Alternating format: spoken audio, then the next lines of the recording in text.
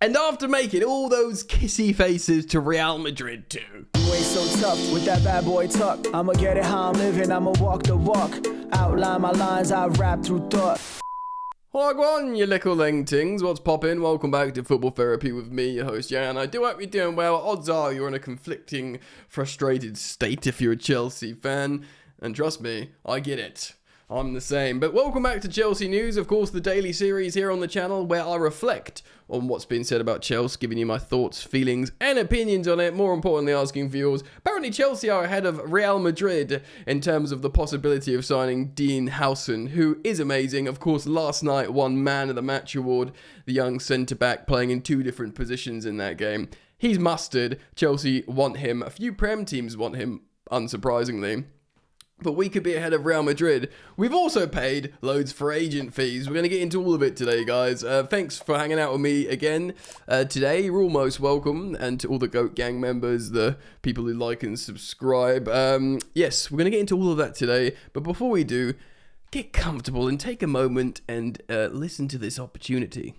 Got your VPN yet? Well, if not, it's the perfect opportunity to get one with my partner Surfshark. That's right, big thanks to Surfshark for sponsoring this video. Surfshark is a virtual private network service that, in my opinion, is the best of the rest. So if you're yet to get one, or if you're looking to upgrade, consider this. VPNs work by moving your IP or internet's location elsewhere, which offers loads of benefits, and Surfshark has loads of different locations, servers, and loads of different countries. Having a VPN can keep you safe because it can keep all the nasty data pirates and baddies away from your personal information, and you can browse in private, which is what we all want on the internet. You've probably stumbled across content before that you can't access because you're in the wrong place, the wrong country, but when you utilize Surfshark, you can move over to said desired location, therefore unlocking the desired content. Ooh la la! That's right, when you use Surfshark's VPN, you can unlock whole different nations' media libraries on different streaming services. So when it comes to watching films and TV shows, you will never exhaust those libraries. Seeing as you're a viewer to my channel, you can get 4 months extra free when you go to surfshark.com/football or use my code football on Surfshark for 4 months extra free of Surfshark VPN. That's a humdinger of a deal. Go utilize it now or click the link in the top of the description. Thanks, Surfshark. Surfshark. Thanks, guys. What a great opportunity. Get yourself that VPN. Okay, let's get into the sweet, juicy, and hopefully nourishing content today. Let's learn some stuff together. Obviously, vibe check ain't great right now. And that's what I've been speaking about in the previous 2 videos that I have uploaded here on the channel. But we are reverting to type for the moment. We're going to look at these agent fee situation, which to be honest doesn't surprise me too much. But also Ben Jacobs on Give Me Sport, writing about 𝘽𝙀𝙼𝙏𝙀𝙃. And we're going to remind you why this guy's a baller. And probably remind ourselves why we need a new centre-back. Look, we scored 2 goals against Ipswich. It should have been more. We had 36 shots. Their goalkeeper had a worldie.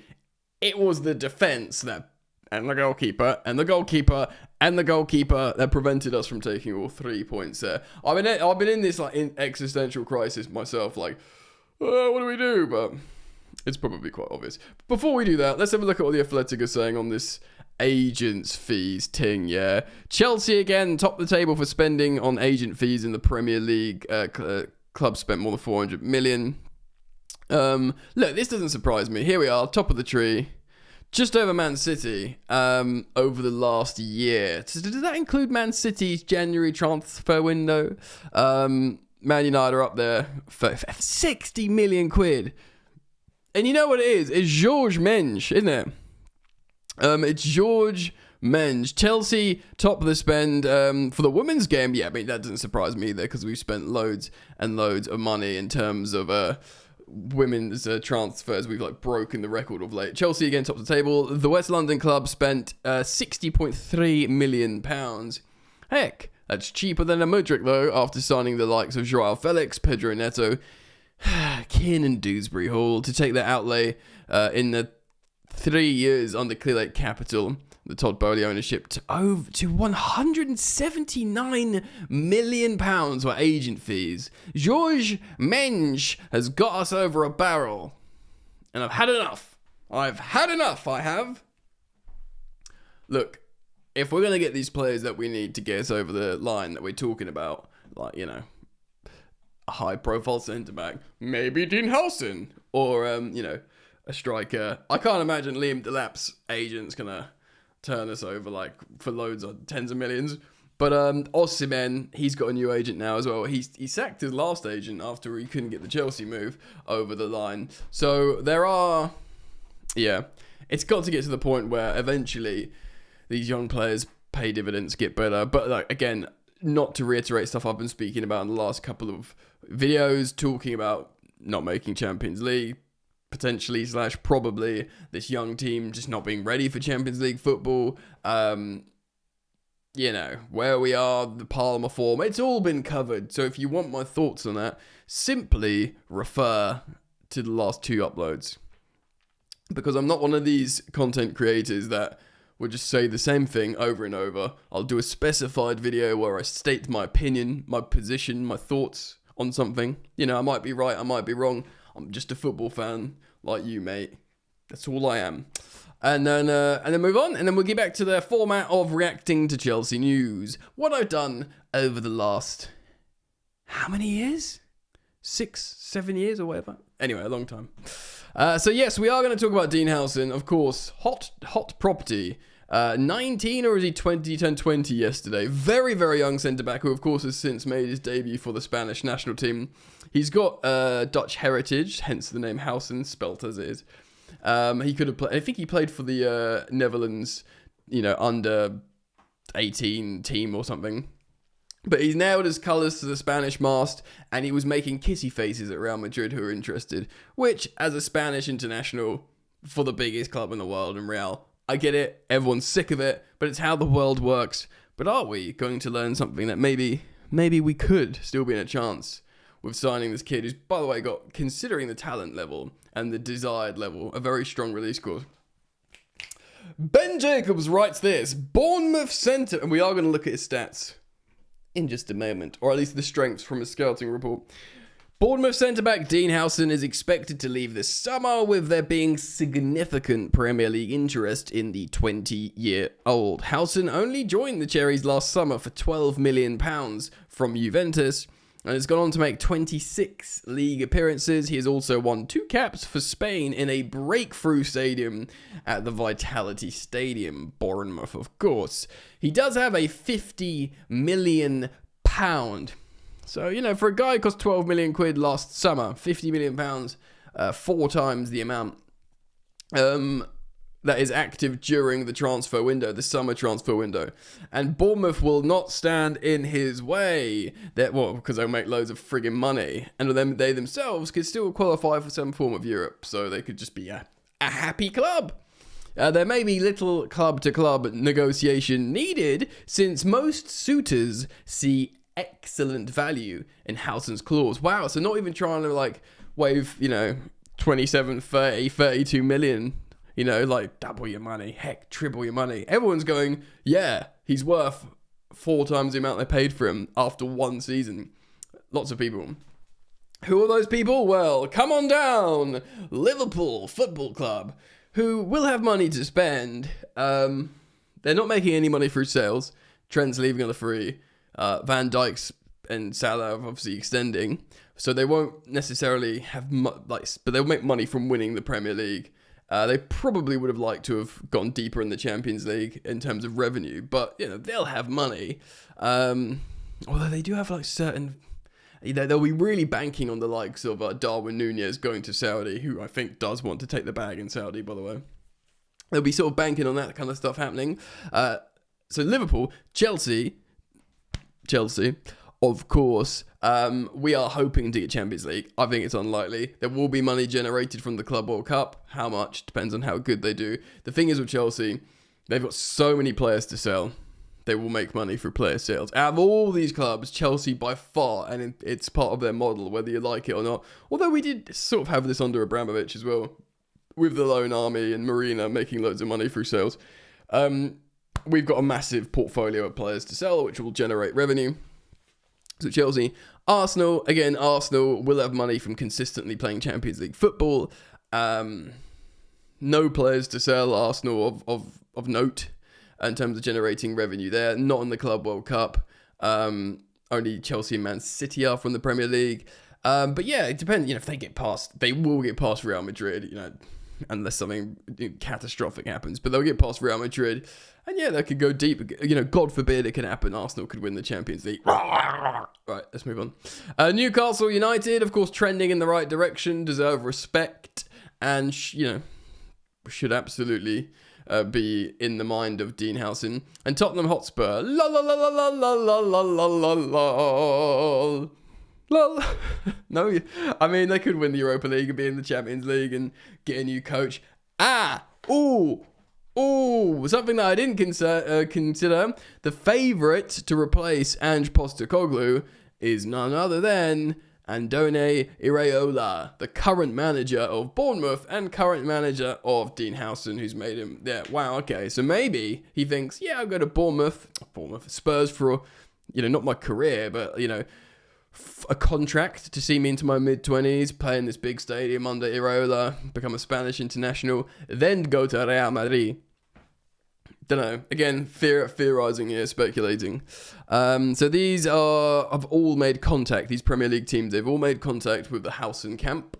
The 5 clubs are aware there is significant interest and it is conceivable a deal is pre-agreed before the transfer window opens for an initial 10 days on June the 1st. Is that the special Club World Cup window?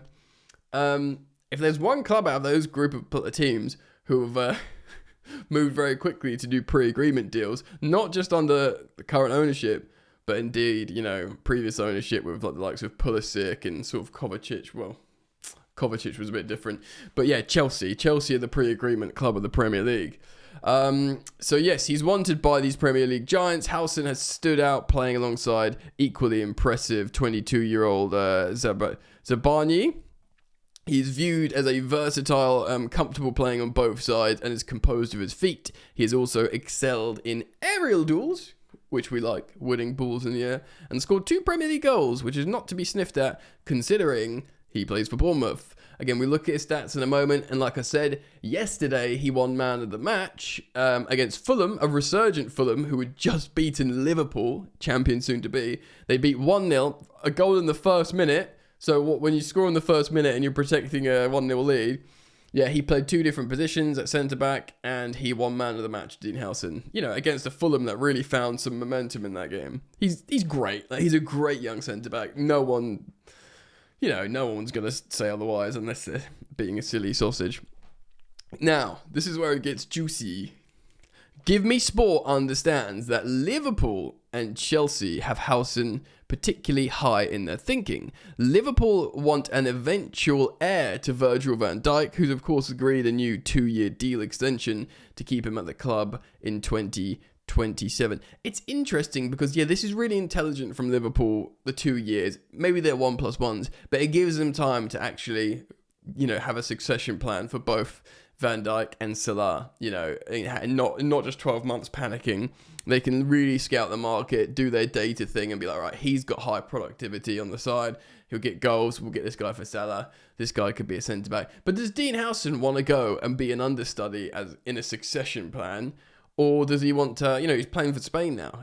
Surely, despite being young, he's like, I want to play. I'm not going to be some B-Tech, understudy, even to someone really good like Van Dijk, who's over a decade older than me. He'll want to play because he's been playing in the Premier League, Liverpool's philosophy is to try and find the next young talent, and the more experienced and integral the player may ultimately be replaced still at the club. Keep it all in-house. This leads to a phased integration. The same with, of course, Mamardashvili, the goalkeeper, who they want to replace Alisson Becker, and that's why Kelleher wants to get the heck out of there. Dean Howson, let's look at some stats here from this article. Matches started, goals and assists. So he's only got 1 assist. His clearances per game, 5.67, very high. Recoveries per game, yeah, very high, over 3.5. Interceptions. We'll look at his scouting report properly in a moment, but he's a baller. So let's talk about Chelsea. Chelsea have they also go into Arsenal. Arsenal have an established centre back of Saliba and Gabriel. I mean, who neither of them are in their 30s or old. He'll look at that and he'll think. Pfft.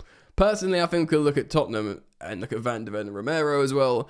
Newcastle do have space for him in terms of age profile players back there, but.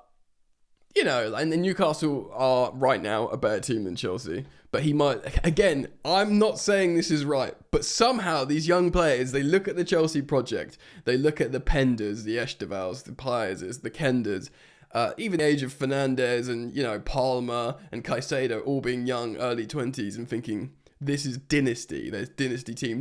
I'm not saying it's the right thing, I want experience in there, but young players seem to look at that and their agents. Maybe because we're freaking paying 60 million quid to that agents at top of the tree, convincing their players to go to Chelsea. So let's have a look at the Chelsea segment here. Chelsea have Levi Colwill at their centre-back, and there's big faith in him. He's been, dare I say, poor this season. And they're keen to add another player capable of playing that position or partnering the England international. This is partly because Vega's future is uncertain. He's on loan at Juventus. He wants to play centre-back. I don't think Chelsea see him as a centre-back. He wants to be part of the 2026 World Cup for Portugal, Vega. And maybe even, I've said this before, I reckon Vega looks at his move to Chelsea with a great deal of appreciation and a reflection of positivity. This was the right move. They took me out of the obscurity of Basel, and I'm a Portuguese international now. But he's just a clever dude. He's probably right. Time to jump again immediately. Thanks, Chelsea. You guys rock. I'm out of here to do the right thing for my career. That's my perception of the move. And it could look good for Chelsea. It could look good for Chelsea because we might make a few quid on Vega, and players might think, all right, yeah, Chelsea's a good move. If I don't make it at Chelsea, which...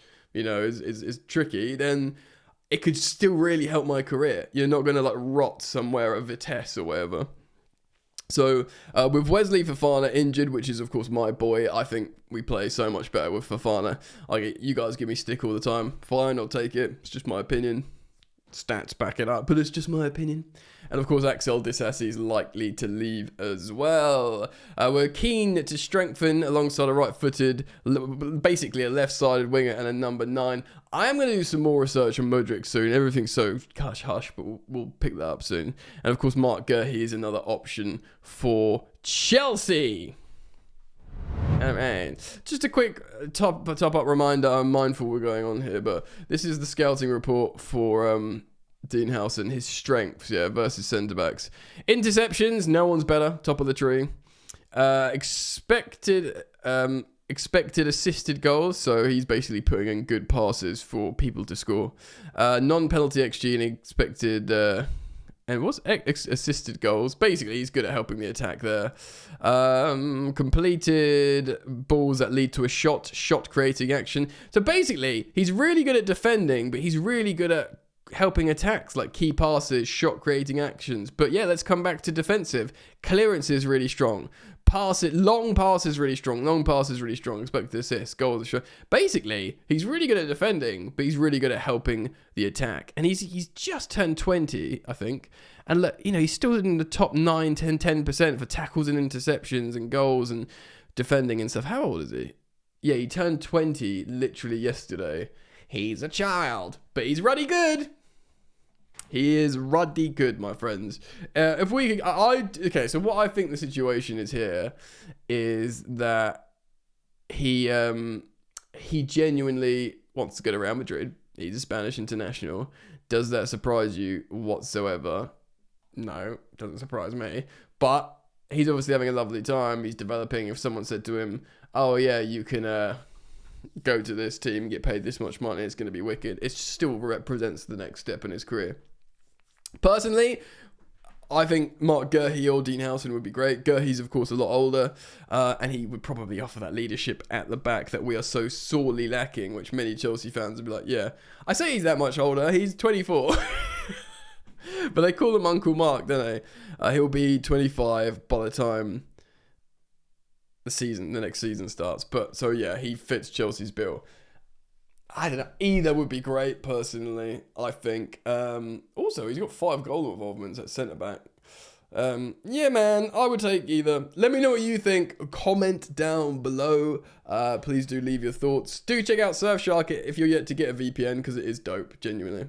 You can do that by clicking the link in the top of the description. Keep it locked. Also, check out the second channel, Football Yannick, for daily content also that's not regarding Chelsea. It's an opportunity to hear my thoughts on other stories in football. Alrighty. Take care. Oh, also, I'm on TikTok again. For all you youths out there, fellow kids, Football Therapy on TikTok, or Football Therapy Yan, but I think if you search Football Therapy Yan until I'm bigger in the algorithm. But yes, got some editor to do some editing there, so check me out on TikTok. God, I feel old just saying that. Right, see you in a bit, peace.